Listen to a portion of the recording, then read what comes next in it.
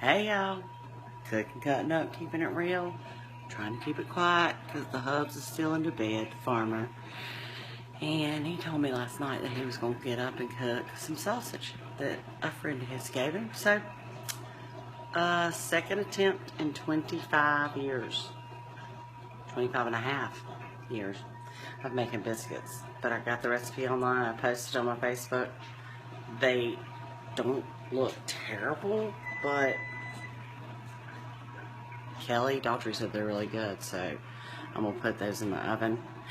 And my duck hunters are out the door this morning, my boys, and they have requested peanut butter bars today. So peanut butter bars they will get, and the oldest boy is home from state, and he is going to get apple dump cake, even though he's trying to eat healthy. I said, son, this is not a time to try to eat healthy when you snowed in.